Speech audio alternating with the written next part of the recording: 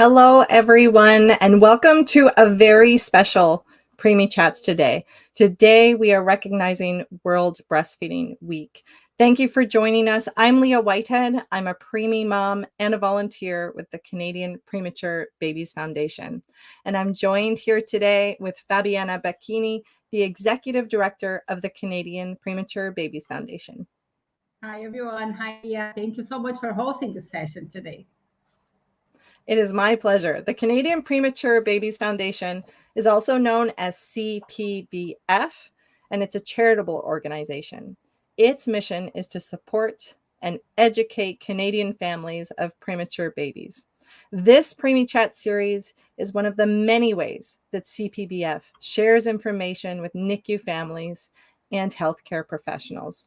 Here every Friday, we talk with medical professionals, researchers, and parents who share with us their NICU experience and knowledge. And we want you to be a part of the discussion. So please let us know you're watching by leaving a comment or a question for any of our guests. Be sure to check out CPBF's website. It is canadianpreemies.org. And there you will find all kinds of resources and support. Parents are the most important people and intervention a baby can have in NICU, but NICU itself can be disorienting, to say the least. So on this website, there it is on your screen, you'll find resources like the new video series, Welcome to the NICU, that hopefully will make you feel like you just know a little bit more about NICU and your invaluable role there. The theme of this year's World Breastfeeding Week is Step Up for Breastfeeding, Education and Support. And today's lineup is full of both of those key elements, education and support. This special edition is coming to you in collaboration with EFCNI, which is the European Foundation for the Care of Newborn Infants, GLANCE, the Global Alliance for Newborn Care, EPIC, CNN, the Canadian Neonatal Network, the Canadian Association of Neonatal Nurses, and FICARE. Breastfeeding has global implications for families, but for NICU families, it's a journey that can look very different. And on top of that, the COVID-19 pandemic made something that feels challenging more like nearly impossible. The COVID-19 pandemic has significantly altered how breastfeeding support is provided, resulting in mixed breastfeeding outcomes and experience.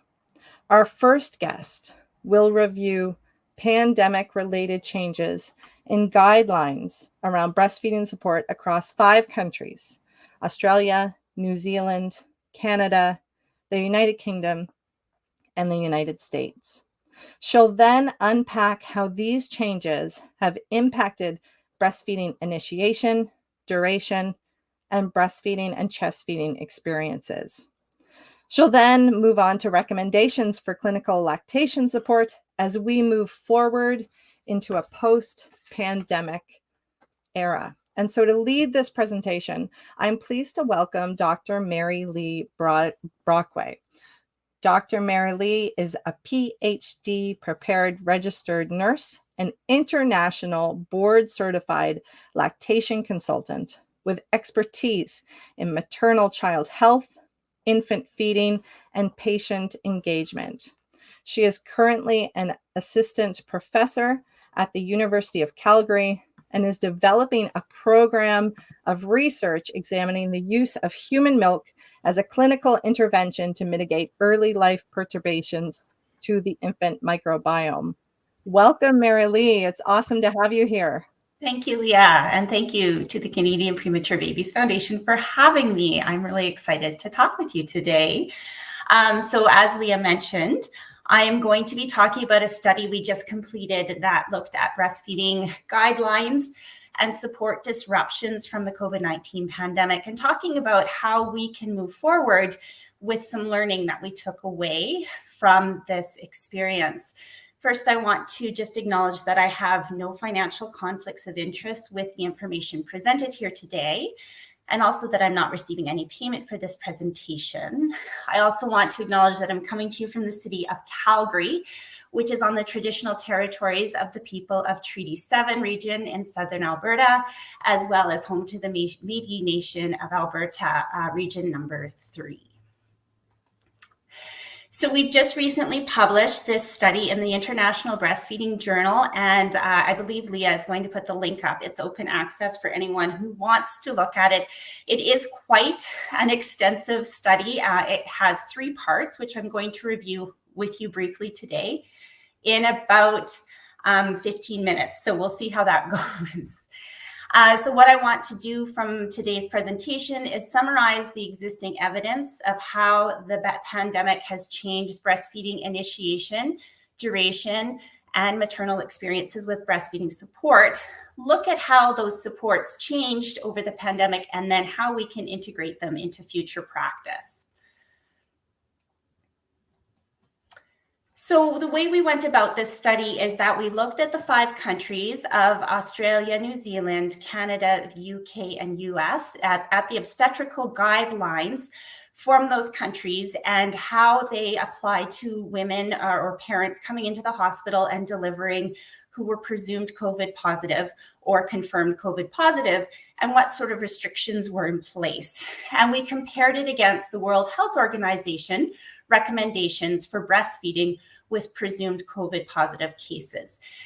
So you can see this chart here at the top. We have the World Health Organization guidelines with 4 major outcomes that really impact breastfeeding. Those are skin to skin, rooming in, direct feeding, and then a new outcome of breast washing that was recommended as a prevention of spreading COVID when infants were directly breastfeeding. And really what we found is that most countries aligned very quickly with the World Health Organization guidelines. And this is from March 2020 till December 2020. So the World Health Organization came out with guidelines, and most countries were very, very quick to align with what the World Health Organization was recommending, except for the US. They really kind of followed their own path. And they really, in the US guidelines, didn't find any support of mention of skin to skin. There was consistent separation of mother and infant throughout that first 9-month period. And direct breastfeeding was rarely encouraged in cases where COVID was suspected. And we found this to be especially concerning because not only for US parents, but in our review, we found that many, many countries refer to the Center for Disease Control and the ACOG guidelines in the US for their own breastfeeding guidelines. So this misalignment with the World Health Organization guidelines and these disruptions to breastfeeding support were actually far expansive beyond the US and could lead to disruptions across the world. And I've highlighted this rooming in piece here because this is a maternal child separation issue. And I know that that has come up continuously with the Canadian Preterm Babies Foundation and parents of preterm infants, because that child separation from parents is concerning for multiple aspects, and one of them being breastfeeding.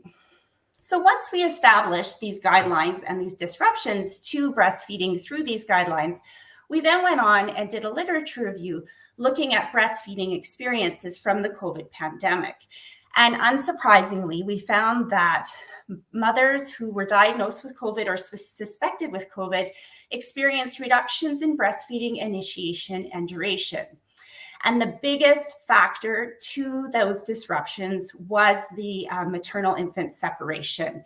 And we found that moms that were separated from their infants, most of them experienced reductions in breastfeeding initiation and significant disruptions in breastfeeding duration. And one study we looked at found that none of the mothers who were separated from their infants were able to successfully establish breastfeeding later on.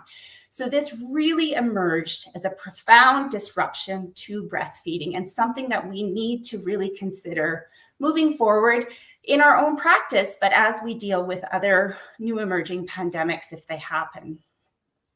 Also, we found that mothers who were non-COVID positive really struggled with breastfeeding if they were lower income. They were impacted most really over the course of the pandemic. Specific to Canadian mothers, we really tried to pull out some of their experiences, and negative experiences related to the pandemic restrictions were, of course, no social support, because we were restricting visitation and discouraging congregating in closed spaces. A lot of mothers reported difficulty receiving professional help with breastfeeding techniques over the phone, as that was how most breastfeeding support was offered, either over the phone or virtually. A lot of mothers expressed fear of developing low milk supply due to the stress of living during the pandemic. Some expressed challenges with lack of care provided in the hospital. This could be related to the short hospital stay. And then lots of mothers also reported having poor mental health due to stress of the pandemic, increased responsibilities and other aspects of their lives. And this often led to some stopping breastfeeding sooner than they were desired.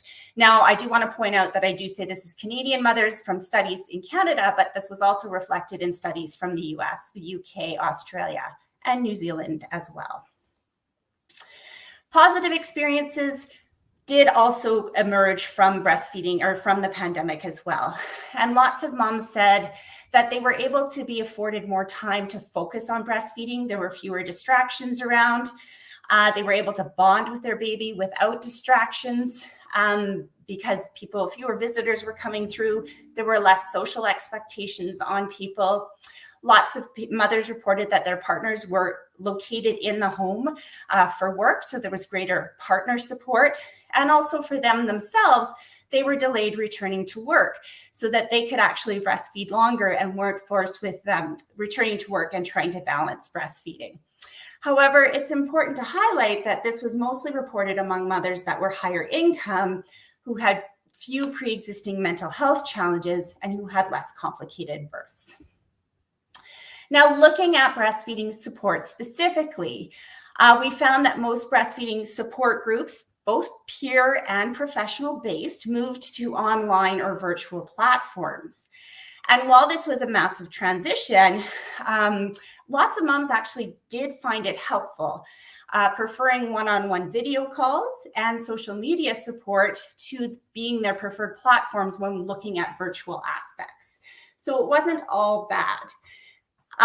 But the one thing that came out of this is healthcare is very slow to change. So the pandemic forced us to shift very, very quickly. And it was what we call a source of disruptive innovation. So we wanted to look at this as an opportunity to explore these virtual platforms and look at them as a way to modify how we provide support to breastfeeding families. In order to do that, we conducted a SWOT analysis. So what a SWOT analysis is it looks at strengths, weaknesses, opportunities, and threats of a new innovation or practice, and kind of breaks them up to think of a way, opportunities and threats moving forward to using that new innovation in a practice setting. So thinking about online and virtual support for breastfeeding and looking at potential strengths and opportunities of that, we found that there's increased convenience. Families don't have to leave their home. It's increased accessibility to breastfeeding services, especially for those who live in rural or remote communities and don't have those resources available to them in their town. It also reduces commuting time for breastfeeding support professionals or peer workers. So it increases their availability of the care provider. So you can go from one meeting to the next without having to commute. And that may in turn reduce wait times for accessing these care workers or these professionals. Also, virtual care provides an opportunity to triage breastfeeding families so that we can allow them to be seen quicker, either virtually or triage to receive in-person care if they actually are deemed to require that. So in fact, it actually can increase the efficiency of how we provide care. Now, of course, there are weaknesses and threats to this online provision of care as well. The biggest being lack of universal access to reliable internet. Of course, you need internet for that. And internet restrictions are predominant in rural, racialized populations and those who have lower socioeconomic status. And these are also people who already experience healthcare inequities. So there is a risk of perpetuating these existing inequities. So we have to be very aware of that. There's also concerns around privacy standards and patient confidentiality in the online environment, which of course our professional bodies are addressing. And then, of course, one of the big aspects too is sometimes we actually, as breastfeeding professionals, have to get our hands in there and conduct physical assessments, and you can't do that in the online environment. So moving forward, looking at these opportunities and threats, we think it's important for care providers to embrace these disruptive innovations and think about ways that we can use these new methods to improve the care we provide. And I think the best way to do that is integrating virtual care provision options with existing breastfeeding supports. And we can do this to streamline our breastfeeding supports that we have right now to provide more efficient and equitable access to families.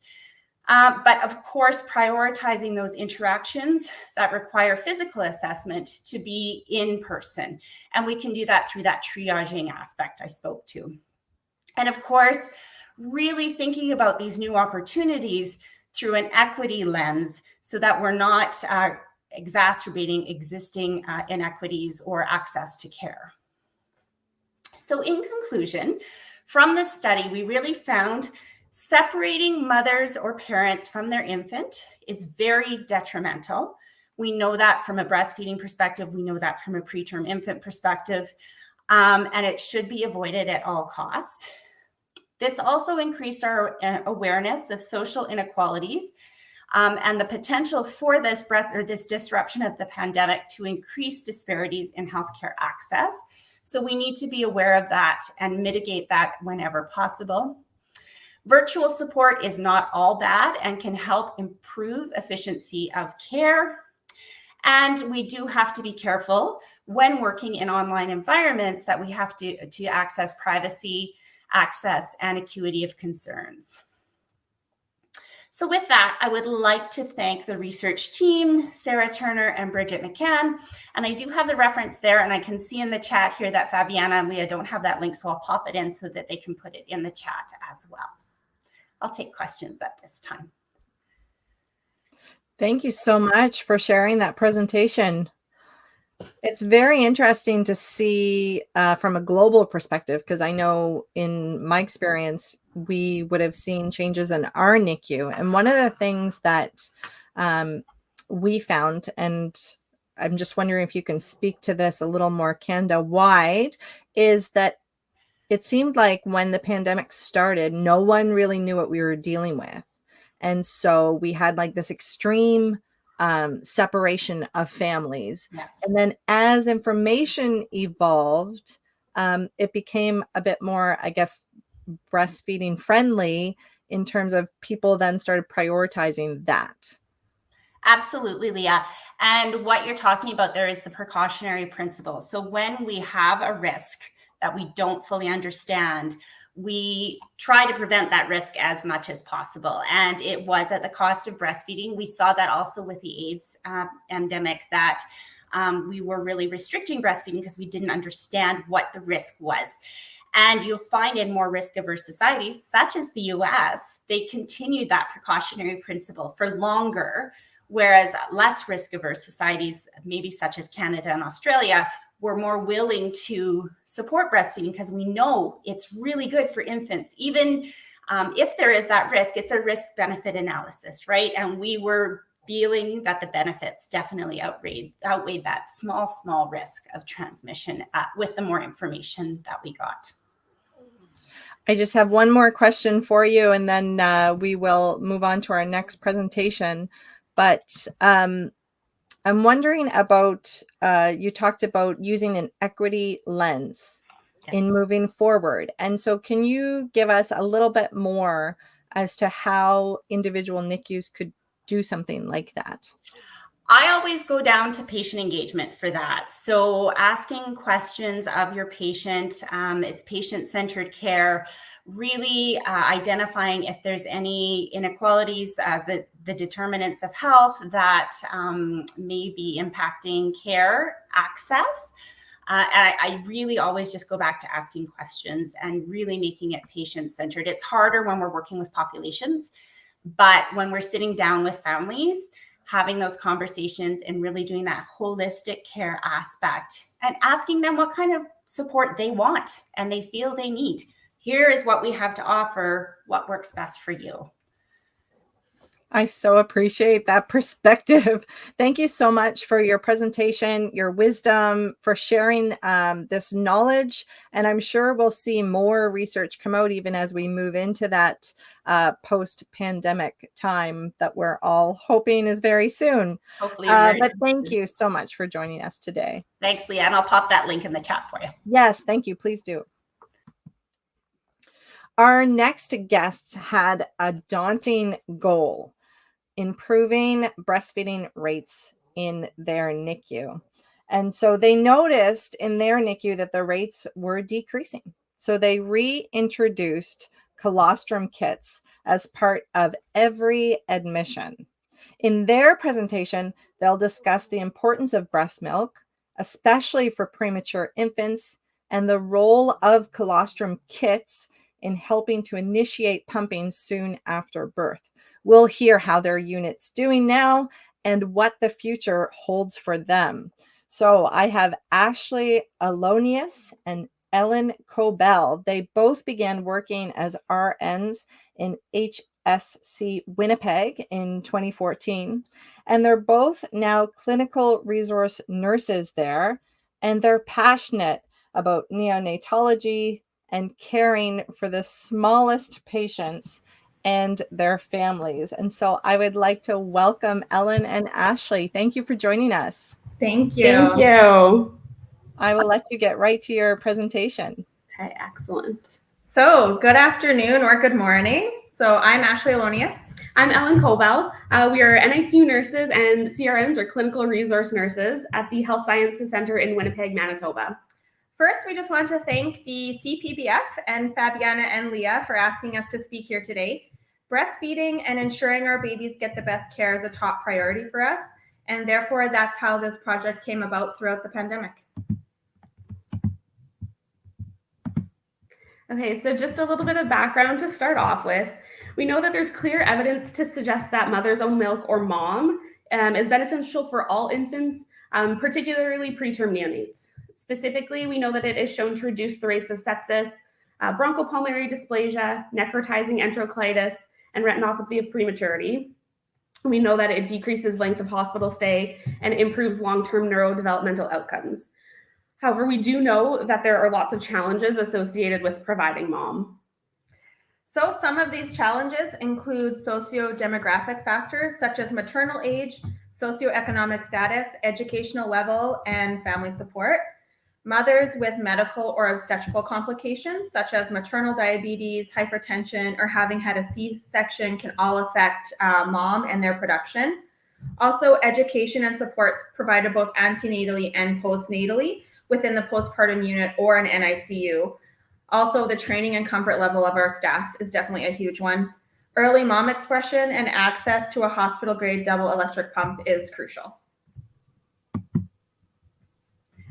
So in our NICU, multiple factors affected our unit's breastfeeding rates and in turn the initiation of mom in our unit. In January of 2018, there was the discontinuation of lactation consultants in all of the areas at HSC. This included labor and delivery, NICU, and in our postpartum units. This directly affected the support for our families and our new parents. We moved to a new hospital in December of 2019, which included years and years of planning, as well as the amalgamation of multiple units into one cohesive NICU. Of course, the pandemic challenges.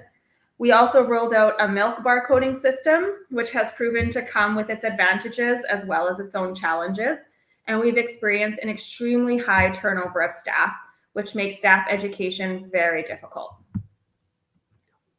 So when we looked at our data, we looked at comparing 2017 to 2020, the percentage of infants receiving mom had an overall downward trend. So on day 7 of life in 2017, we were at 75%, and in 2020, it dropped to 63%. So we knew we needed to do something to improve our rates, which is why our focus turned to the reintroduction of the colostrum kits. Colostrum kits were something that we were doing before in the old hospital, but with the move and everything that kind of went along with that, it kind of fell off the radar and was pretty much forgotten. So we felt that this small initiative of reintroducing colostrum kits was the first step towards our bigger goal. So the official rollout of this project was on November 1st of 2021, and it was part of an EPIC initiative. Our overall goal was to increase the rate of mom feeding to 80%, which we didn't really have anything to compare to data-wise recently, and for 100% of our families who have an infant admitted to the NICU to receive a colostrum kit. This included both premature or term infants. So to do this, we had to get staff on board through multiple platforms. So that included an education board in all of our pods, posters, lots of emails, staff huddles, and lots of one-on-one conversations. So the photo here is a picture of what our colostrum kits contained. They were put together by our nursing assistants under our team's guidance. After increasing staff awareness, these kits came to fruition. They included multiple sizes of syringes, medication cups for collection through hand expression, especially for those first few drops of colostrum, which we know are so important, labels, and information for families. They're stored in multiple locations across the NICU, including our infant resuscitation room, within the pods, and in our infant nutrition storage room. So the parent handout that we included in the colostrum kits was created alongside our team and mother-baby unit. It's a double-sided document, so it has information for both term infants and preterm infants. We worked really hard with mother-baby unit to create the document, as well as mother-baby unit, L&D, and our transport team to ensure that all of our families are getting a kit. So that's prior to delivery, postpartum, or in the mother-baby unit. The document emphasizes hands-on pumping and the use of a double electric breast pump, which can be found in all of our NICU rooms and on our mother-baby unit. It stresses the importance of pumping soon after delivery to help get milk started, as well as detailed instructions on how our facility labels milk. As you can see, there are QR codes on the handouts linking to videos on how to pump and how to hand express. On the side for premature infants, we also have a link to the Feeding Your Baby page from the Canadian Premature Babies Foundation and a video about hands-on pumping. So because this began as an EPIC project, which we all know focuses on infants born at less than 29 weeks gestation, it would not allow for a large enough sample size for us to audit. So we chose to include all infants born under 33 weeks in the data you'll hear about now. So from our rollout on November 1st, 2021 to January 1st, 2022, when we did our first audit, we were at about 40% of parents receiving a kit. Currently, so that's until August 1st, 2022, we are at 56% of kits being given. So it's an improvement, but we still recognize that there's lots of work to be done. So some reason that we heard that kits weren't being provided was a mother's transferred to ICU after delivery, and then infants born outside of the center and transferred in. Documentation of the kits being given is also a big issue. So we send out reminder emails, put up posters, and try to address these gaps in education. So some challenges that we've faced is the overwhelming size and complexity of our new unit, which seems to make everything difficult for our staff. Staff not feeling like they have time or knowledge to help parents pump or breastfeed. It's hard to get new information out to the masses, and there are many changes with policies, workflow, and education in the new unit. So like we said before, the major factor was kits are being given, but not always documented. So this obviously makes it difficult for auditing. We've had conversations with families who have a kit. They bring down the milk and the syringes with the labels that we've provided for them, but it's just not documented. So some of the lessons we've learned is the main one is it really takes a village. We realize the importance of working together as a cohesive team to really make this project work, or any project that goes out in the NICU. This included physicians, dietitians, our occupational therapists, nursing assistants, and of course, all of our bedside nurses. It is a lot of moving parts that need to align. For example, if our nursing assistants are really busy and there's not enough kits made, we found they just weren't handed out. So the only way to improve is to continually audit and to see where we're at and how we can keep improving. On a plus side, in June, we did have 80% of our admitted patients were receiving breast milk at some point within their stay. So some of our future plans, we obviously want 100% of our families to be receiving the Colostrum Kits. So in the near future, that is our main focus. We will also continue to audit the rates of mom and compare that to our previous data from obviously 2017 and 2020, like we talked about, as well as audit our breastfeeding rates. We're hoping to be able to audit or track specific amounts of breast milk provided, especially in that first week of life, because we know that can correlate with long-term breastfeeding success. Another one of our goals is to have every infant receive mom before 6 hours of age, which will be another facet of this project and something we'll also be auditing. Our unit also just participated in a breastfeeding survey with one of the maternal fetal medicine physicians, as well as one of our own neonatologists. They were collecting information on the views of breastfeeding to then help improve the breastfeeding rates. So this is something that we hope to use data for many projects in the future. Thank you so much for listening. Thank you so much for sharing that presentation with us. Thank you. Sounds like you guys put a lot of work into this. Yes, a lot of work. We still have Fabiana with us, but she's having some Wi-Fi issues. So she had a question on how can this be duplicated in other units to improve rates? Have you put any thought into that? In all honesty, I feel like a lot of units are probably already doing something similar, whether it's actually handing out colostrum kits or being able just to access those families before a delivery of a premature baby happens or an infant that we know is going to get admitted to the NICU. We even know our physicians, when they go and consult, they do talk to those families about, are they planning to breastfeed? Are they planning on pumping? So I feel like a lot of those conversations happen, and, it's just a matter of actually collecting the data. Yeah. Kind of formalizing the into a project. Yeah. We have a question here as well from Sandy. She asked a question online and she said, we are wondering who does the data collection at your hospital? Yeah, so that's a great question. We have a nurse who is in a role of just data collection.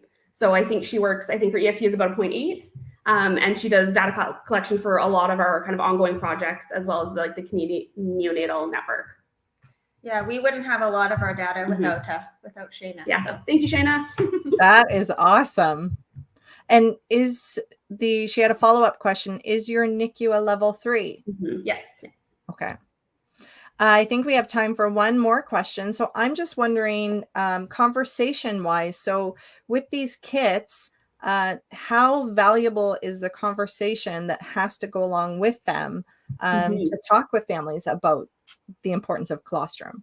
Yes, absolutely. So the kit only goes so far, right? So it is absolutely like a team effort. So when our neonatologists are doing the antenatal consults, having them have conversations about the importance of breast milk and pumping, and even, before a delivery, sometimes our recess nurses are able to meet with families and give them the kit at that time and have a conversation about kind of how to get started, but also the importance of breast milk. So at every interaction, just stressing the importance, and any little bit will help. We can do OIT or mouth care with those first few drops. It doesn't have to be a significant volume to feed with, but I think the repetition of the information is very important. Yeah, and I feel like we've done really good with, even in, rounds with our team, talking about that out loud, mentioning breastfeeding, talking to the parents, and I think just the bedside nurses really getting on board and kind of having those conversations with the parents at every turn. And we know there's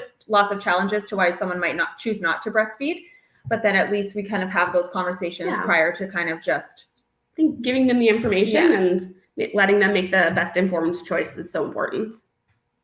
Well, thank you so much for joining us today and for sharing this exciting initiative to improve rates. And I hope that you do get to your goal of having 100% distributed, but it sounds like it really is a team effort. And so I just commend your team for working together to make this happen. Thank you. Thank you.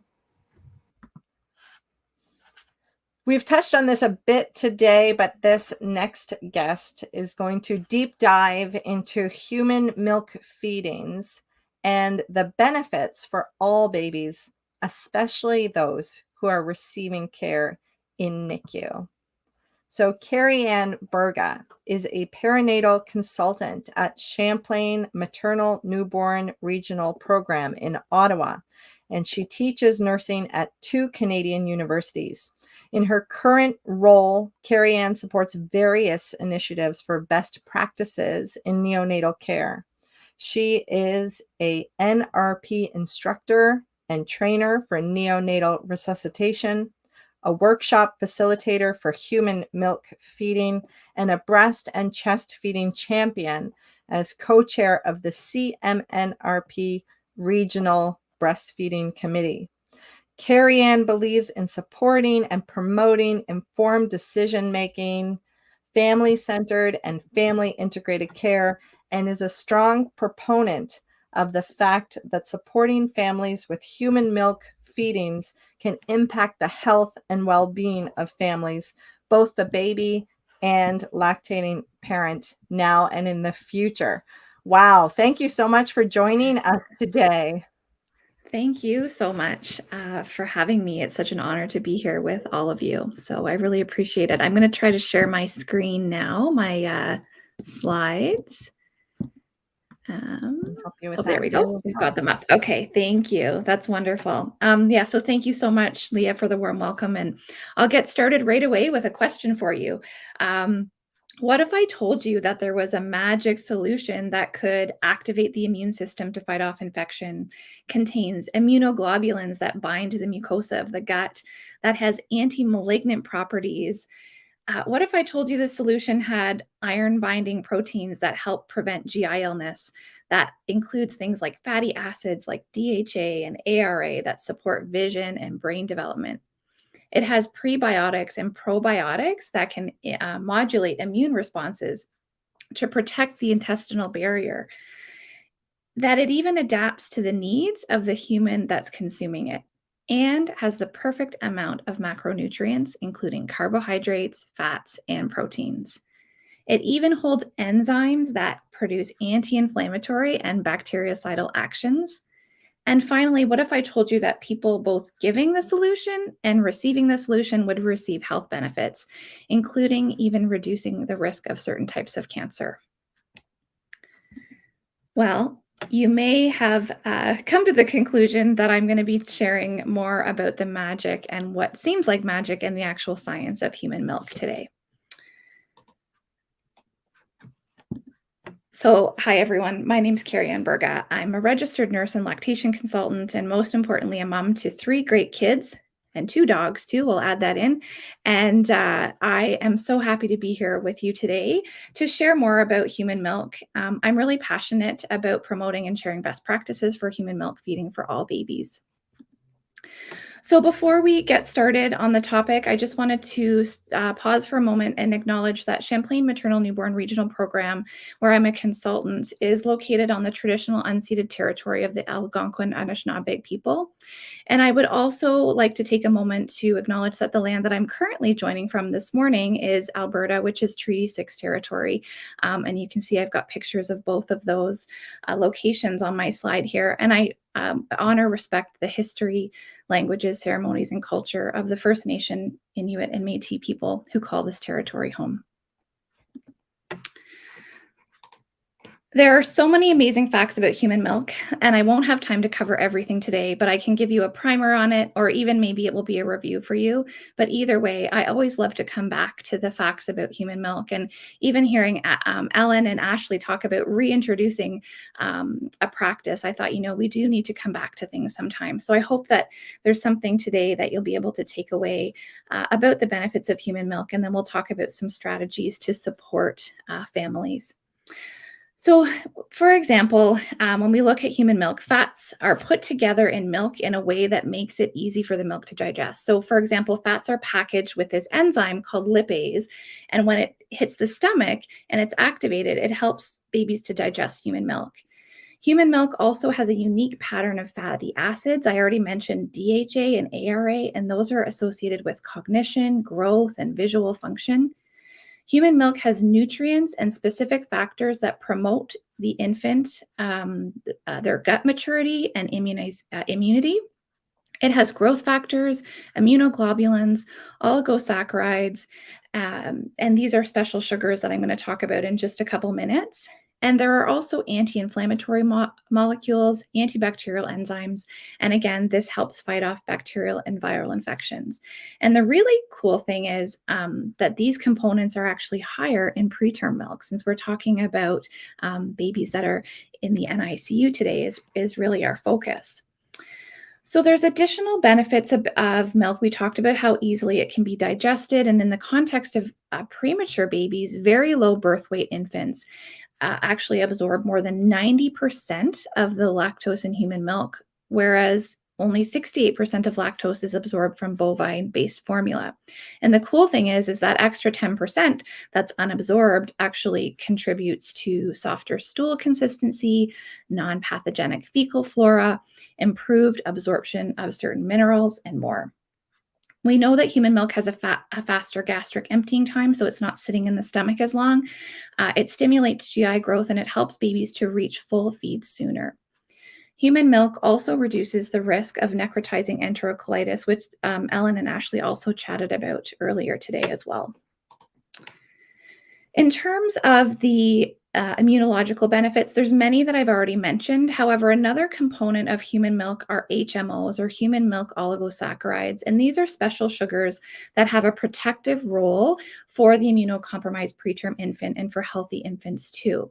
HMOs mimic specific bacterial antigen receptors to prevent bacterial attachment to the host mucosa, so the baby's not absorbing that bacteria, which is amazing. Oligosaccharides also inhibit bacterial binding and are a natural anti-inflammatory agent. And this is what you may have heard being referred to as a prebiotic. So these aren't sugars that the babies are absorbing. It's just helping, something that's helping to protect the infant. And I was really excited to hear that Mary Lee is doing work on the human microbiome, because this sort of fits in with that topic as well. And one of the very first articles that I read is here, the review article about HMOs. And there's been so much more work and research done in this area since that article was first released. And I think I might have been at one of Mary Lee's talks when I first learned about this topic. There are also anti-infective properties, and the human body really needs, sorry, I just had a flash on my screen there. The human body makes milk to meet the needs of each unique baby, and it changes and adapts over time. So for example, total protein is higher in preterm colostrum than it is in term colostrum, because it's meeting the unique needs of that baby. Lysozyme destroys bacterial cell walls, and that's higher in preterm milk, and it's not found in formula at all. Lactoferrin binds iron and stops bacterial growth, and is also higher in preterm milk, and again, it's not found in formula. IgA, which is a immunoglobulin, is higher in preterm milk and does not exist in formula. So these immune globulins are very unique. And again, they're almost doubled in preterm milk. And so you can tell that that protection that these babies need is available through human milk. And there's more. There are decreases in length of stay for babies receiving human milk. Necrotizing enterocolitis is decreased. Bronchopulmonary dysplasia is decreased, and other challenges that preterm infants can face are also, the risks are decreased. Human milk also saves the healthcare system money, and additional costs of providing human milk are quite minimal compared to the cost of medical and nursing care of a baby with necrotizing enterocolitis, for example. And the reason that I touch on this is because it can be important for leadership and for policymakers when making decisions about supporting the provision of exclusive human milk diets. So a little bit of work and effort in the forefront can really pay off in the end and really help support these babies and families. In Canada, there was a recent cost analysis completed by Van Katwick et al. In 2020 that demonstrated that providing an exclusively human milk diet to preterm infants who are under 750 grams at birth is likely to save over $100,000 per year. In the US, another study in the previous slide, and I have citations for everything if anyone wants copies of them after, by Johnson et al. Actually said that mother's own milk and donor milk was associated with $15,000 lower cost per infant, and saved about $1,800 per percentage points in neck incidence. So it's compelling. It's compelling for the lactating parent. It's compelling for the baby, and it's compelling that we need to know that we can share this information with policymakers when we're creating plans, such as the colostrum kits that Ashley and Ellen were talking about earlier. Okay, I'll just go to my next slide here. So we have just scratched the surface of some of the benefits of human milk. And there are so many more that we could talk about, but we would have to probably sit here for 12 hours or more. So I just wanted to move on to some evidence-based practices that we can talk about and implement with our families today. So everything that we've talked about today, the great thing is it's all evidence-based. We have years of research and literature and anecdotal evidence from various sources, including the most important people, families, and the babies that we work with, and the opportunity that we have to connect with. So let's talk about zero separation and family integrated care first. The Canadian Premature Babies Foundation has done an immense amount of work in this area, and that's initially how I was connected with this organization. There is extensive research and many personal stories from family and healthcare professionals about the benefits of zero separation and family integrated care. And I've just put a couple samples of some resources and references on the slide, but if you're interested in more information, Canadian Premature Babies Foundation has a lot of great resources, and I'm happy to share things outside of this presentation as well. So a few examples: keeping birthing parents and babies together allows for more skin to skin. Did you know that when moms are exposed to a virus, they produce antibodies that then are transferred to their baby through human milk? So they can fight off whatever virus the mother's exposed to and what the baby's been exposed to. So that passive immunity is amazing. And that can't happen if we're separating moms and babies. We even know that mothers who are immunized against COVID-19 pass along those helpful and protective antibodies to their babies through human milk. So it really is, feels magical, but is also scientific. Even when mothers or lactating parents kiss their babies, there's an immune response. So if you can see like a mom in the NICU or parent NICU kissing their baby, that there's germs maybe on the baby's mouth, and it's transferred to the mom, and the mom will produce antibodies. And again, those things can't happen when moms and babies are apart. There is extensive literature about the importance of family integrated care, and I'm just touching on a very few points and a few articles today, but the answer is really clear. Parents should be with their infants, and we actually need to do a lot of work to intensify parental participation in care. And I know some of the organizations that are joining us today have really been working on that, which is excellent. The next thing I want to talk about is skin-to-skin care. It's a non-invasive evidence-based strategy. It allows for an enhanced sense of bonding, decreased anxiety. It lets parents learn their baby's cues, and of course gives them more self-esteem and mastery in caregiving skills. For the infant, it improves thermoregulation, so keeping baby at the perfect temperature, improves oxygenation. They have less periodic breathing, apnea, and bradycardia. They have longer bouts of regular sleep after skin to skin. And we know that babies who do skin to skin actually move in the NICU from an isolette to an open cot sooner. They're discharged home sooner. And in the context of breastfeeding, skin to skin stimulates prolactin and oxytocin, which means more milk supply and improved breastfeeding and chest feeding rates. So lots of great literature out there about skin to skin and the benefits. And it's so important, that kangaroo care in the NICU setting. Something else that we should be teaching all families before they go home is hand expression. And it was so great to hear Ashley and Ellen share their journey to reintroduce colostrum kits earlier in today's session. Even the smallest amount of human milk are liquid gold. Sometimes hand expression helps people to get out those small amounts that are perfect for a newborn or a preterm infant.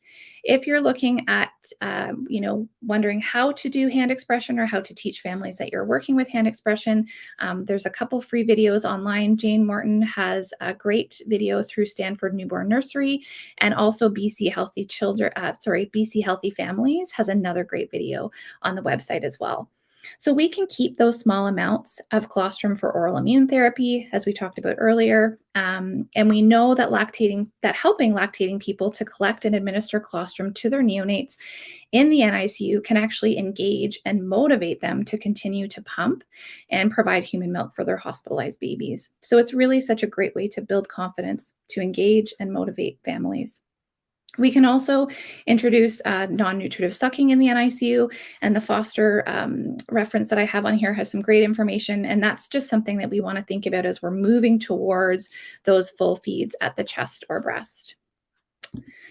Finally, setting parents up for success with pumping is so important. Early and frequent milk expression with a hospital-grade double electric pump and providing support for transitioning to the direct chest or breastfeeding prior to discharge is key, and the evidence tells us that over and over again.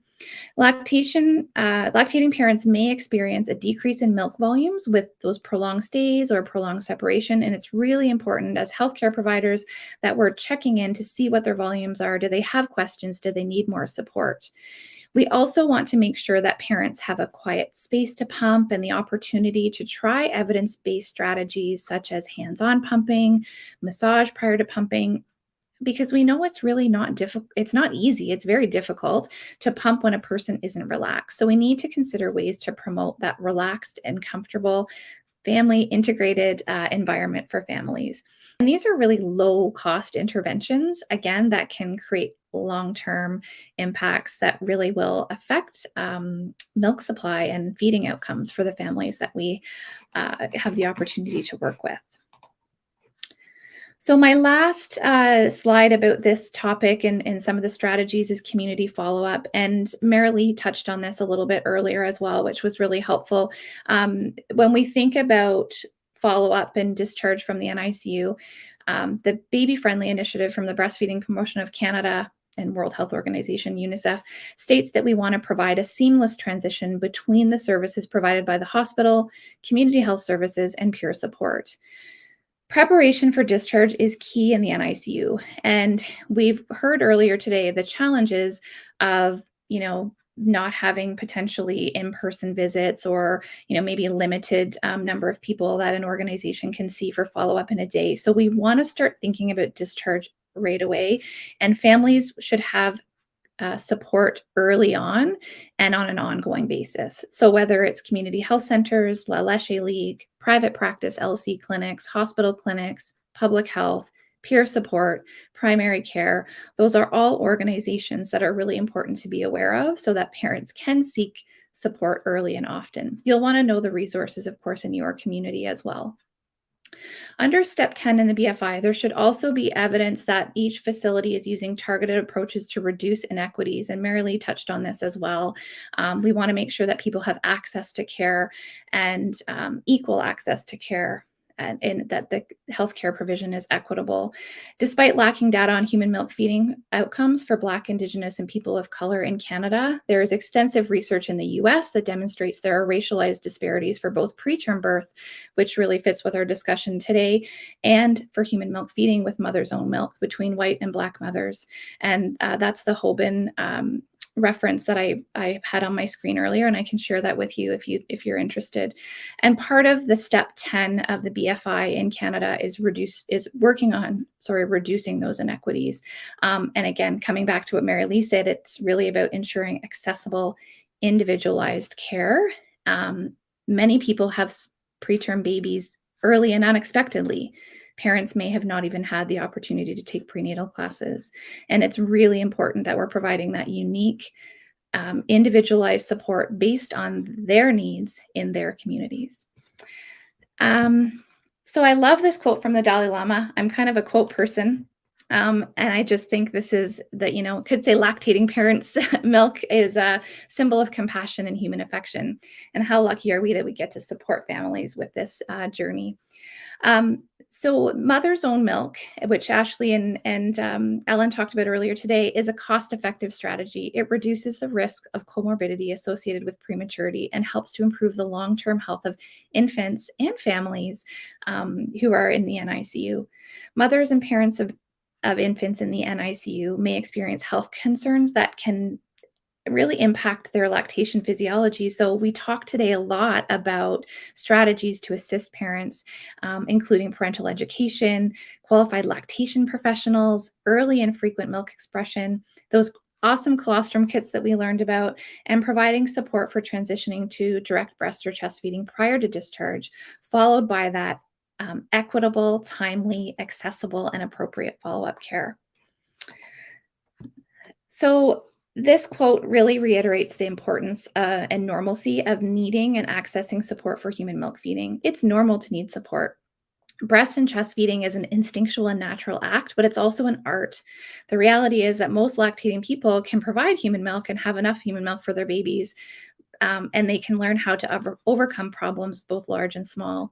It is almost always simply a matter of practical knowledge and not a question of good luck. And so letting parents know it's okay to need support and it's okay to reach out. And that's how I sort of wanted to close today. It's really vital that we continue to collaboratively work together to promote, protect, and support human milk feeding.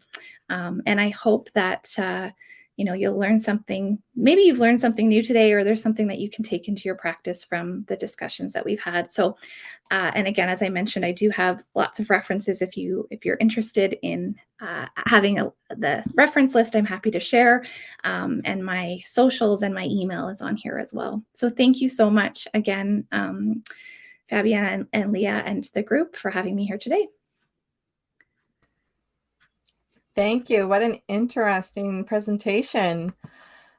Thank you. It is amazing, the whole human milk thing and its impact. And I just, as a NICU mom myself, it is an added challenge, and we talked about that a little bit, of breastfeeding in NICU. And often we have an idea of how our journey is going to go, and a lot of that is taken from us, just because of our experience. And so I'm wondering, stress, you talked about having a quiet environment, all the things that kind of impact your milk levels, doesn't often happen in NICU.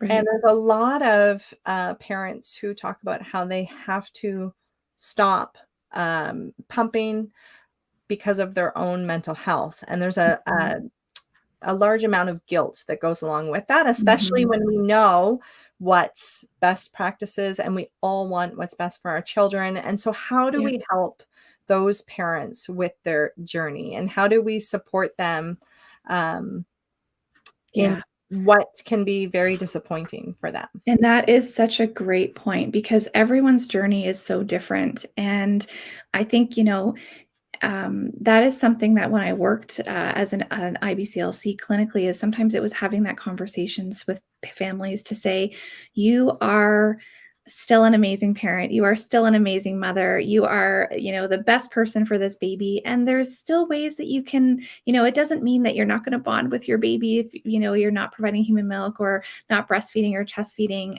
You can still do skin to skin. And I think that we put a lot of pressure on families. And I think we have to remove that pressure, because really it comes back to the support that we're giving, and that the system, when I say I say sort of the overall system, we need to provide better support for families. We need to have better prenatal support. We need to have better postnatal support. It's not a parent's fault if their breastfeeding journey didn't go the way that it did. And I have three kids myself who I breastfed all of them, and each journey was so different. So I think it's just, I think it's really important that we don't make parents feel guilty, and that we take the onus, I think, as at a system level and as healthcare providers, that it's our job to support. And it's okay if everyone's journey is different. Yeah, that's a really good question, Leah, because it can be really tough. And Yeah. how do you balance that? So you were talking about, support versus pressure. Mhm. How does that look different in the NICU environment? Because I think the intention is certainly not in our NICU, is to pressure families, and yet No. they feel it. So how do Mhm. we have that balance of, you need this information, but don't take it as pressure? Mhm. Yeah, I think it's about informed decision making and doing what's best in the moment. And I do think that, above all, mental health is number one, because if we don't have a healthy parent who's feeling good physically and mentally, that can also be, concerning. And we want to promote healthy attachment and healthy bonding and all of those things. And as I said, there's other ways that people can bond and they're still going to attach to their baby. They're still the most important person in this baby's life. So I think that's something that we always need to keep in mind. And we also need to examine our own biases as well as healthcare professionals. There have been situations where I've gone to see a family and maybe I've said, they just wanted permission to stop breastfeeding. Mm, And they wanted to hear from me that it was okay, and again, that's a heavy burden to carry. And we don't want people to feel like that. Parents are just amazing, and NICU parents even more so. And so I think, it's just our job to support informed decision making and help people no matter what. Yeah. Does that kind of answer your question, Leah? I think it's a really good one. absolutely. It's a Yes, thank balance. you. Yeah. Yeah. Yes. I think it's one that we haven't all achieved yet. And it's, Mhm. I don't know, that balance of giving information, but not pressuring. Yeah. But I love that, even giving people permission to, Yeah. it's your choice. And sometimes you feel like you don't have the choice because you're not able to have the journey you want to have. And so I Exactly. And appreciate making that you're peace with that, highlighting. making peace with that Yes, journey. yes. That's really important. Yeah. Yeah. Now, Yeah. many families who are in level 2 NICUs, they share with us that they're often rushed to bottle feed in Mm, order to get discharged sooner. And so how do you interesting. think we can address that? Yeah, that's a really good question. I mean, oftentimes in NICU journeys, babies are having bottles, whether it's expressed human milk or infant formula as well.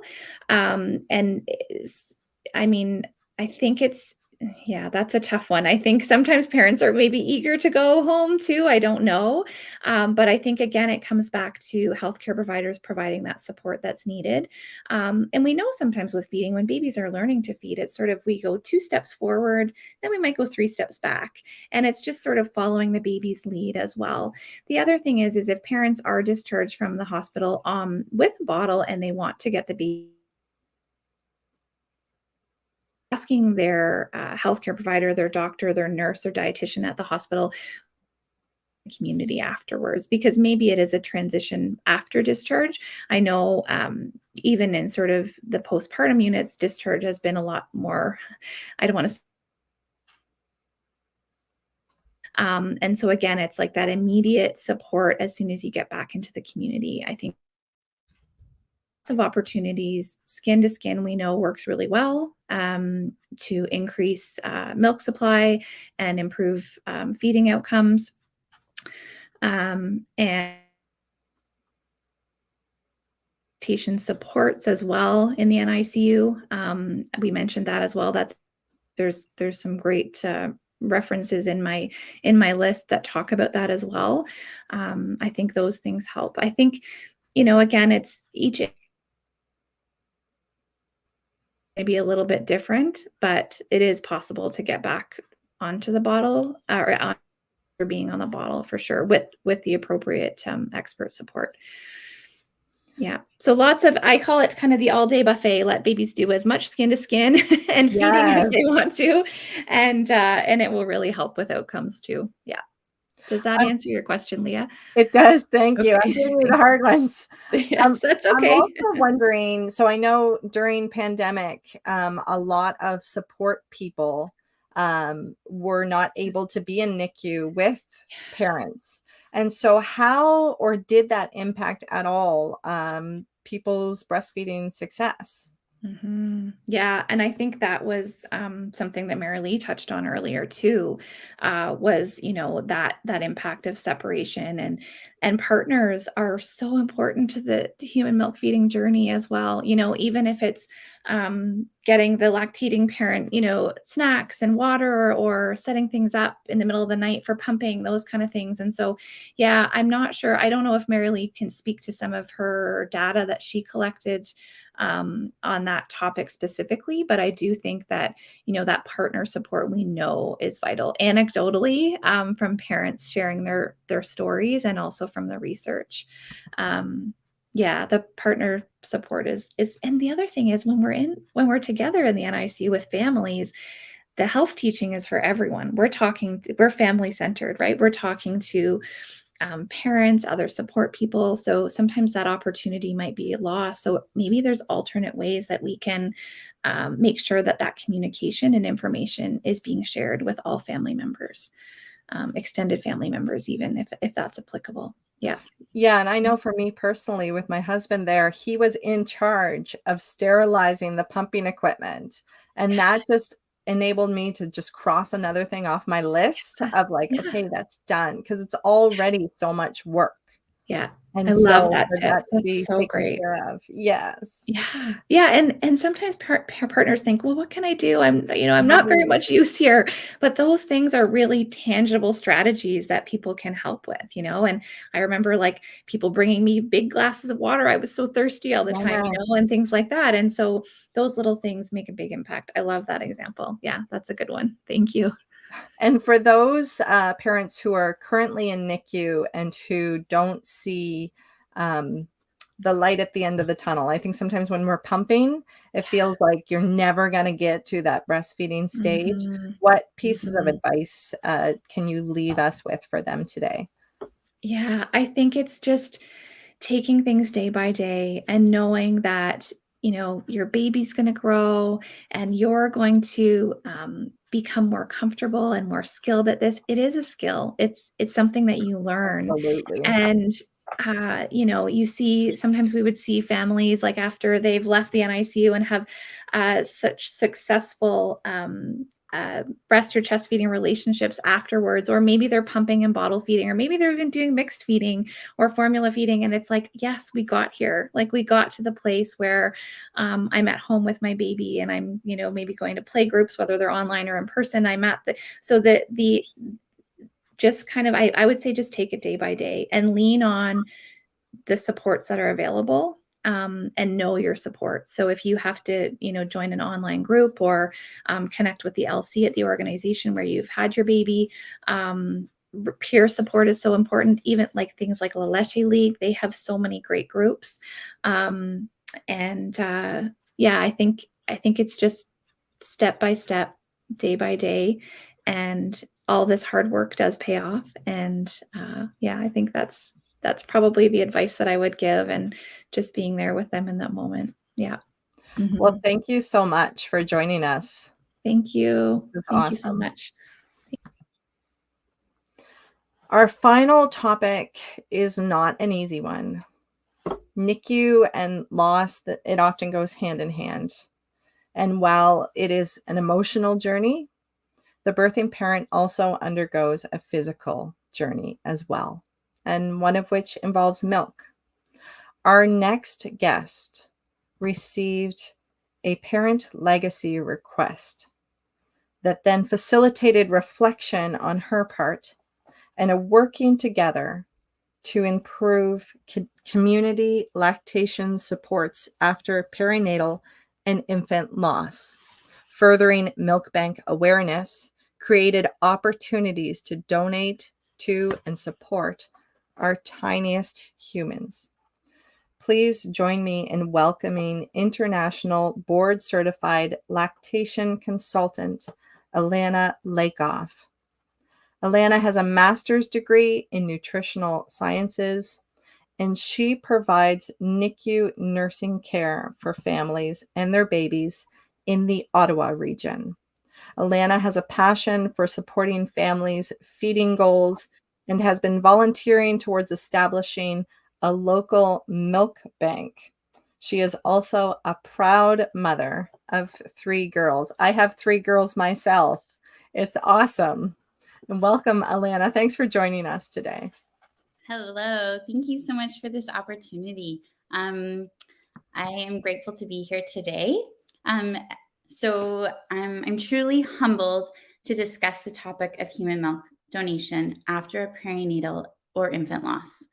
I'm no expert. I'm a continuous learner and listener. Every family I meet teaches me. So before I go further, I wanted to acknowledge the land in the Ottawa area. So we acknowledge that the nation's capital area is the traditional unceded territory of the Algonquin and Anishinaabe people. And for thousands of years, they've walked gently on this land. May we now walk with them in a renewed relationship based on honor, respect, and peace. I'm actually currently not in that province of Ontario. I'm in Nova Scotia.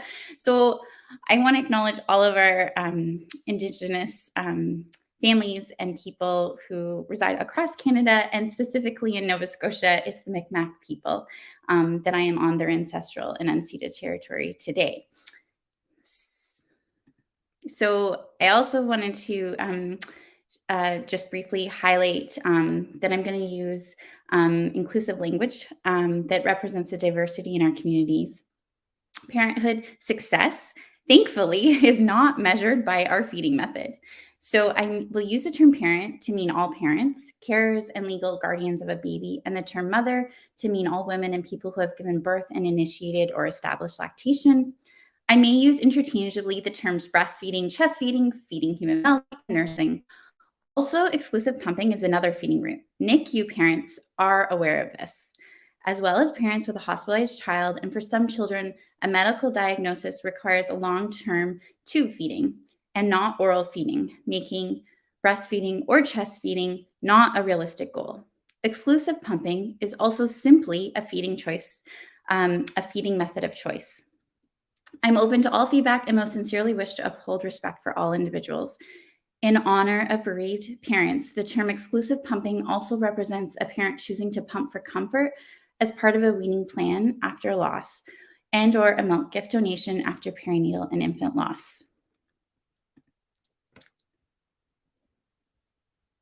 This slide is to highlight the importance of listening to a parent's voice. Grieving mothers often experience intense physical consequences after losing a baby. The milk produced by the mother after losing an infant has been referred to as white tears. Milk biologically and physiologically comes in after birth from a pregnancy of 16 to 18 weeks and on, regardless of loss. How can we as healthcare professionals listen openly to families' voices to help shape ongoing supports and policies guiding palliative care and a lactation plan?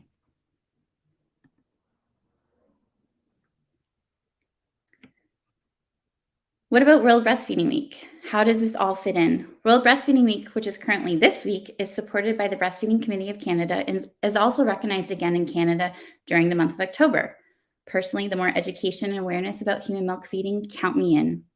Having a recognized World Breastfeeding Week is all about support for babies and their families, but it's also a week to share evidence-based information, support those that are planning or currently breastfeeding, and increase overall community knowledge transfer to further support families meeting their feeding goals. As a lactation consultant, I listen to and meet families with an open heart. I feel many mothers may have the question, why isn't there a week for people who couldn't breastfeed? Breastfeeding Week is not just for parents who have met their breastfeeding or human milk feeding goals. It's also for every parent who ever wanted to breastfeed for a day, a week, a month, a year, and couldn't do so. This includes bereaved parents. I want to shed light and bring awareness about this week, that this week can be incredibly painful for those who weren't able to meet initial breastfeeding goals, and even more heart-wrenching for a family experiencing a perinatal loss. As a healthcare provider, my hope is to not minimize how awful and triggering a World Breastfeeding Week can be to bereaved families. I'm here to say that your feelings matter. You matter. We as healthcare providers, we as a community, we as a bereaved parent, we as a friend and relative want to listen.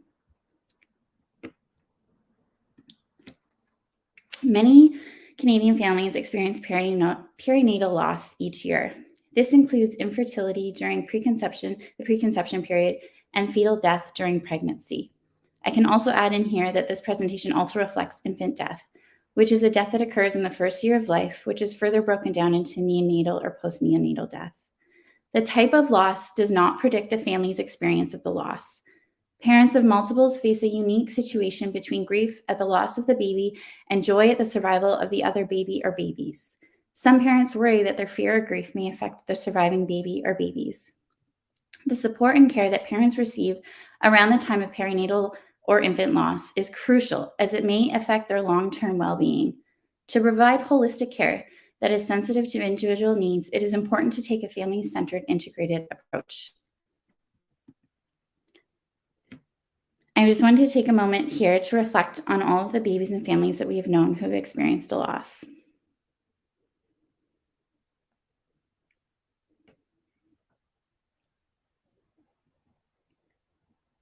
Thank you. So what about milk gift? What about donation after loss?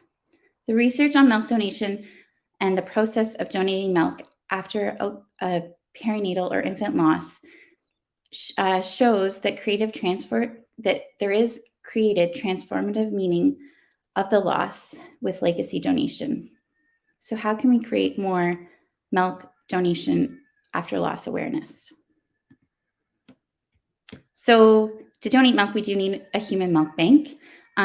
Use of donor milk is considered a basic right for preterm infants in the absence of mother's own milk.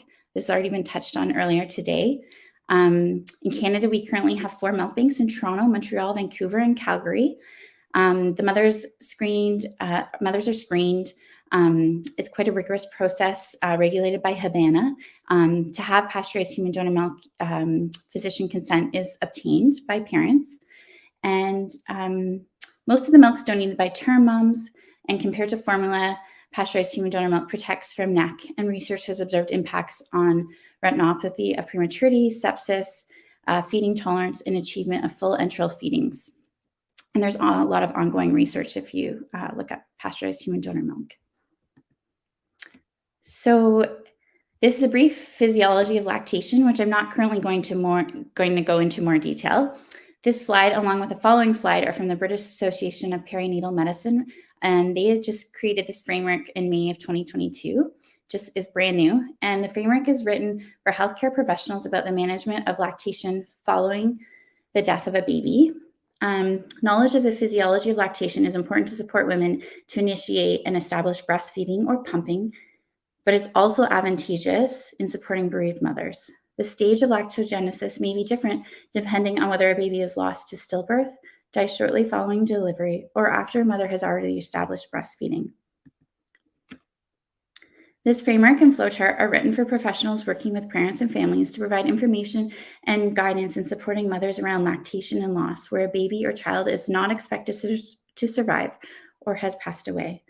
While the focus of the document is around perinatal and neonatal death, the framework was written to be mindful that mothers may be breastfeeding when they lose an older infant or child. In addition, this framework recognizes that support is also necessary for partners and families around lactation after loss.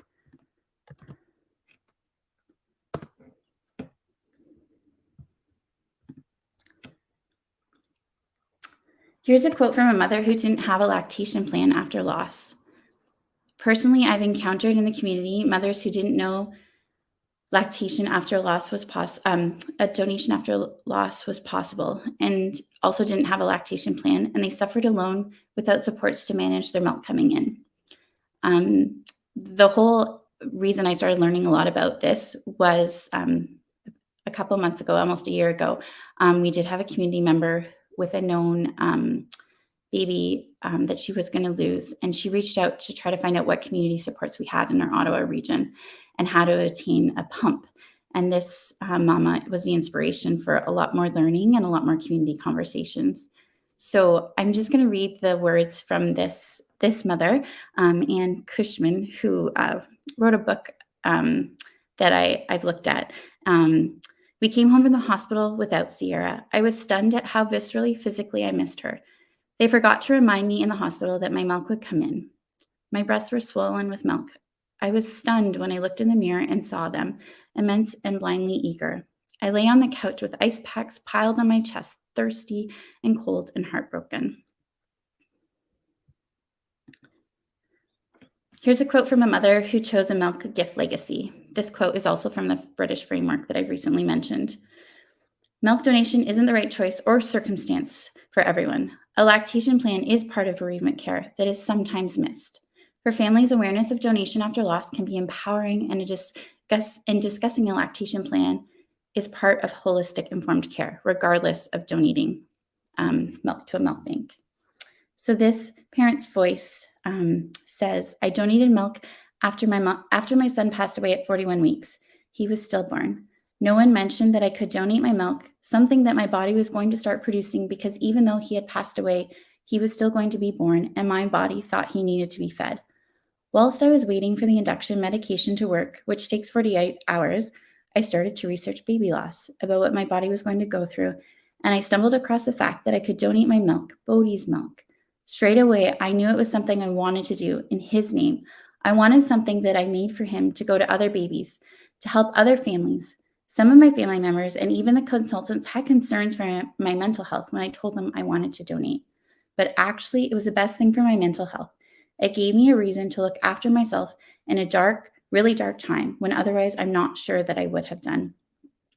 And in my not expert experience, but in supporting families in a volunteer way in our community, choosing to donate, a couple of doulas and lactation consultants have stepped up, and we have bereavement training from the CMNRP, or we've done a perinatal loss workshop. We have helped a couple families wanting to donate after loss, and this quote resonates with some of the families that I've worked with, in that they felt that the pumping and the donation for like a few weeks after their birth helped them. It gave them a purpose, and it gave them something to do and something to focus in on. So it's not the right choice for every family. However, my questioning was, how can we increase awareness about donation after loss? So these are the questions I countered in my own professional practice reflection. As a NICU nurse, we don't follow patients. I'm not following patients that I've cared for in hospital. This is a completely separate volunteer relationship that some LCs and doulas are working on to see how we can increase supports. Midwives have they follow patients for 6 weeks, so they do have a lot of close connection, and I have to shout out to the midwives. For those families, they've done a lot in supporting a lactation plan. So my questions are, how are we currently supporting lactation after loss in our region? How can we offer all bereaved families the opportunity of the option for a milk legacy donation? The death of a baby and subsequent grief is complex. The emotional pain new mothers experience may be compounded by physical pain related to continued lactation when there is no longer a need to provide comfort and nutrition for their baby. Guidance on advising mothers regarding cessation of lactation following bereavement is not always readily available in our delivery rooms, neonatal units, hospital, or hospice setting. It is, and I'm going to share the amazing resources we do have and we are using. So it's just variable. Sometimes information isn't always shared that could be shared with families. These potential gaps in care for bereaved families surrounding lactation is discussed in the framework that has been shared from the British Perinatal Medicine Group. The family that was looking to donate in our region, who had needed access to a pump, started a lot of these conversations with nurses, healthcare providers. I must include Jillian Zolos as a key person supporting my learning about donation after loss. And there are many others within our region who listened to my questions about current community lactation support after perinatal and infant loss, from social workers to some NICU managers. I've talked to a bunch of different people, and so grateful for the ongoing conversations, exploring informed practice, knowledge translation, gap analysis, and how to have the conversation about creating a lactation plan after loss. So this is a great place to start. I have to highlight the incredible resources already, like the Canadian Premature Babies Foundation. I will not try to go off too much off topic, but the Canadian Premature Babies Foundation is truly an expert in minimizing family separation. They are strong advocates of zero separation. The pandemic has impacted families from not only having supports during ultrasounds, which is very significant, especially for families. Like sometimes information is provided at these ultrasounds and they didn't have a support person there during the pandemic. And also, I personally have known people that weren't able to have any birth support person during a birth. Bereaved families were unable to have celebration of lives or funerals or memorials at times during the pandemic based on numbers restrictions. The Canadian Premature Baby Foundation has supported families so much during this time and continues to do so. And I cannot speak more highly of my real life hero, Fabiana, and her brilliant team. So this amazing evidence-based resource is currently what we have in our hospitals. I suggest everyone to go to it. There is a link for families, for professionals, and for volunteers. And then basically on the left here, I didn't put the whole thing here. I can share the links. I have out all of my sources here at the bottom and they're in my notes, but I'm happy to share these links. But if you Google PALE, the Perinatal and Infant Loss Network, the one on the left, it's a handout that we give to families who have experienced loss. And it does mention milk donation as an option. And it's very general. It can be used like across any province. And it's beautiful. And then the lactation after loss, the one here on the other side, they have a whole, like it's all organized. So as a healthcare professional, if I wasn't a lactation consultant, but even as a lactation consultant, like I have learned like just reading through this. So it's very helpful information for any healthcare professional. So these resources we have right now. And I just wanted to say, like, so just increasing my own awareness, like we've recently shared all of the PALE resources at the last 3 NICU education days for nurses, as well as a staff meeting, we have a lot of new staff just to try to increase awareness. Currently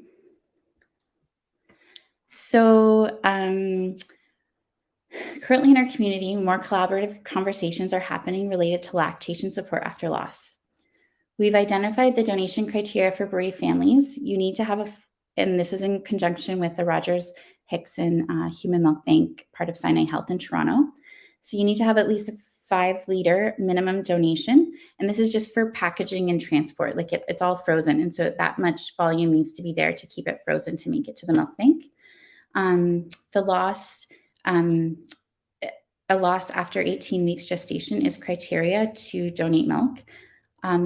There's specific collection guidelines to follow and also a successful screening questionnaire and blood work sample, which you can just get at the Life Labs. They send the requisition. So we reached out to public health and we have a collaboration with an easy process that we hope to share soon to healthcare providers, where it's just like we can fill in an email drop-down menu on their website to ask for a hospital double electric grade pump that they can bring to a bereaved family within 24 to 48 hours. Because not everyone, if you want to pump, the evidence is to have a double pump. And using a hand pump would work potentially, but just would be a lot longer process. So there is a loaner pump option in our region for bereaved families. If they would like to be connected, ask your nurse or social worker. We can connect you to Ottawa Public Health. Thank you for that, and get a loaner pump to you. And there's also nursing follow-up visits with that. And we plan to share this soon by email to healthcare providers as well as community bereaved supports. These community supports in our area will be shared within the next few slides. So we're also trying to like increase awareness of the community supports we have for families. So through conversations, we've also found several doulas and LCs with bereavement training willing to volunteer to help support a donation plan and safe weaning plan, as well as incorporating sleep rest. Information about suppressing milk production and expressing for comfort, or including how soon to start and how often to express for legacy donation support, can be provided by these volunteers by text, phone, or email. The pumping plan for donation after loss doesn't need to be as rigorous as pumping for every 3 hours for 15 minutes initially. Working to find a rhythm as a volunteer, helping some families in our area and listening to them has been some of the most meaningful learning I have ever encountered. So I've been working in our NICU. We are implementing a loaner pump program. Many NICUs have loaner pumps. Increasing NICU loaner pump programs is a way to help access a hospital grade pump over the weekend or immediately. And this is a short-term plan for like 3 to 4 days until a loaner pump or funding can be initiated, like through social work and like collaborative effort to get a pump. It's just kind of for a short term to help get access to a double electric pump for families that meet the criteria. And that criteria we've like gone through with a family representative. So we've had parent voice implemented into this, and also a bereaved family would meet this criteria if they needed access or wanted access to a double electric pump for comfort or for donation. And then I also wanted to just say I'm not going into the evidence of the double electric pump, but you can check out Dr. Rebecca Hoban's work from Sick Kids. Also, if you're not able to have a double electric pump, a hand pump can also work for relief, but it isn't practical, as mentioned, for a 5-liter donation because it takes so much more time. And I've heard from some bereaved mamas that they do prefer a hand pump when they're pumping for comfort instead of a loaner pump because it's something that they can keep with them and it's not something they have to return. So here's some questions I'm becoming more comfortable in asking and engaging and learning from bereaved families. So the first few questions are like, do you have a lactation plan? Are you aware of the opportunity to give a memory milk gift to a human milk bank? And then the later questions are more like about the process and how they felt about giving a milk donation. So partners matter too. I also want to highlight the bereaved dads. They can have an impact from milk donation, and there's ongoing research in the value of legacy milk donation for the whole family. One of the families that I worked with, her toddler asked if her milk could go for another baby, and this is how she decided to donate to the milk bank in Toronto. So there could be research too on siblings, but I just wanted to highlight that partners are really valuable and matter so much, and their grief is also something that matters too.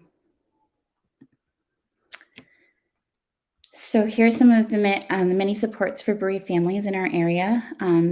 This will be added in hospital policies, hopefully soon, updated in websites and shared.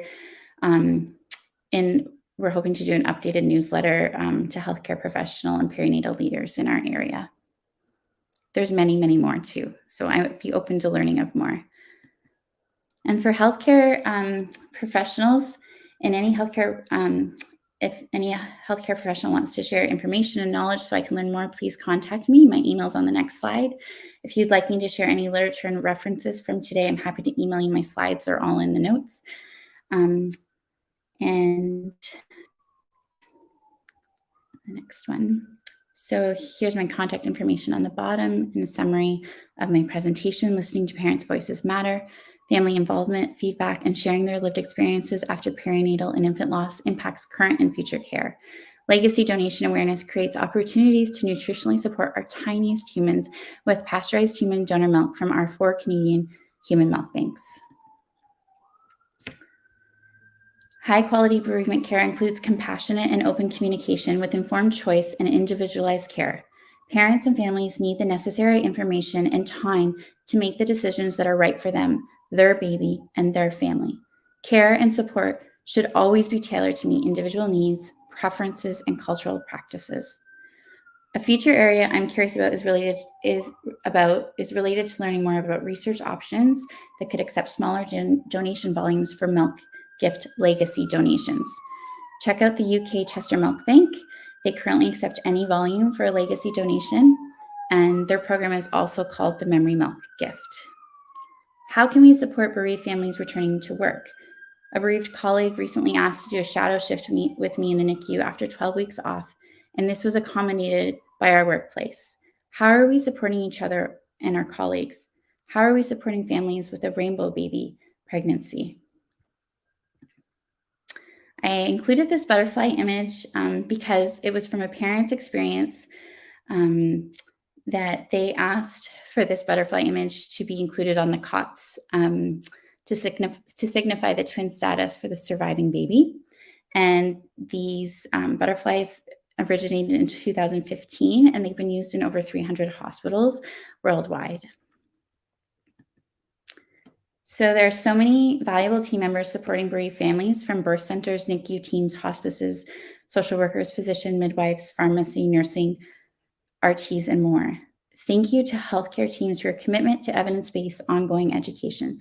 Thank you for your advocacy and knowledge. To bereaved families, lean in. There are so many community supports ready and wanting to be present with you in your grief journey. Canadian Premature Baby Foundation is a key place to start with many supports for families. Please see their website. I write their website on every patient now that on the whiteboard. We also do have their information up around the units.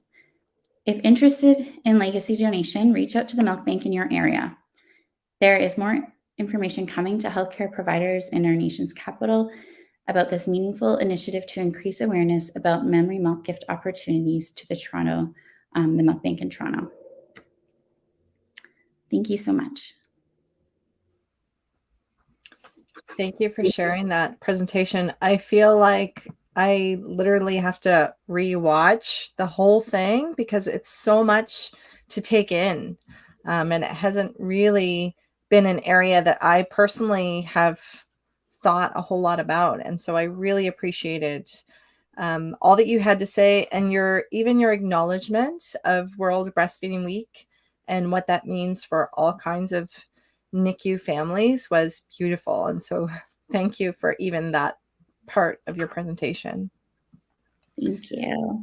I'm just wondering, it feels like now, and correct me if I misinterpreted this, but that now it's on the family at this point to reach out to donate, or are NICUs, is your NICU starting this conversation? So we're trying to increase education for healthcare professionals to start and have these conversations, and we're adding it to like our bereavement kit. Things are still in process. Nothing's completely done. But we've been talking about it at our last NICU education days, and then there has been some updates like to some regional education healthcare professional groups, and that's kind of ongoing. So we've started the conversation. We're asking questions. The reason I came onto this was from a community, like a mama asking questions about how do I get a pump? I want to donate. And she hadn't given birth yet. But she was the instigation for me really knowing that I have a huge gap personally, and I need to learn more about this, and just increasing awareness that for families to know that this is an option, and then for every healthcare provider who's in the perinatal world to know that it's not maybe the right thing for everyone, but a lactation plan would be appropriate to discuss with everyone. And then if they want to, then there is that option too, and that we can get loaner double electric pumps for anyone. Our public health, hopefully more public healths have loaner pumps, because there is like pumps in the NICU and stuff, but that guidance on how to, when your milk comes in, to have support that you're not too uncomfortable, and that at least you know that this is coming. Sometimes with so much of the grief that's occurring, we're forgetting just to talk about the metabolic, physiological, normal process. If you've already been pumping, that's also something to talk about, but like for a stillbirth or a baby that may not be with us for a significant amount of a long time. We wish everyone was with us longer. Then we can have that conversation, because it will happen to that mom. And like that one quote, it's hard when it wasn't discussed, or they didn't know they could donate, but they feel that would have been important or meaningful for their grief journey. Mhm. And for you, this is a volunteer thing that you're doing. And No, so, yeah. So to support a mom, because I can't, like, as our nursing body, we can't follow patients from the NICU. I wish we could, but we can't. So this is just like a separate situation that has occurred through like part of a community community health center. do you Yeah. think that's the future, though, of that following, that consistency? Like, is that what we should be considering and looking at? I feel like we should ask those families. I think we could look to the midwives. I think they do so much like consistent care for longer than when a family and baby, like after a discharge from hospital or leaving a hospital, we don't have further contact. Like for a healthy prem, we have our neonatal follow-up clinics and stuff like that. But for these families, I think each center is kind of looking to do their own thing. The hospice, like the Roger Nielsen House, has incredible bereavement groups for parents. I've heard amazing things from parents who've attended those, and like they've created relationships with other bereaved parents that like have sustained them. So it's just like I just feel like I've learned so much just from trying to find a pump for someone who needed a pump. It's amazing that that started this whole journey for you and is really, you know, starting that conversation that is so important to be having. Yeah. Yeah. Thank you. Thank you so much for being with us today. It really was just an incredible initiative to be talking about and to be considering. And I think it's really thoughtful and something that all of our NICUs need to be thinking about. So thank you so much. Thank you for all you guys do. Have a great rest of today. Thank you. This has been incredible. Everyone's presentation has just been amazing. And so thank you for watching and for joining us today. All of you who joined the conversation and who will carry on the conversation in your own NICUs. The video of today's session and all the videos from our live series are available and will be available on the CPBF website, CanadianPreemies.org. And we want to thank our sponsors of today's session, Medela and AstraZeneca.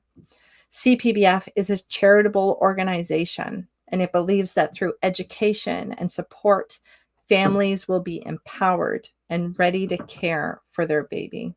So visit the website, CanadianPreemies.org, and consider making a donation. Together, we can create a brighter future for all families. We hope that you will also join us next Friday.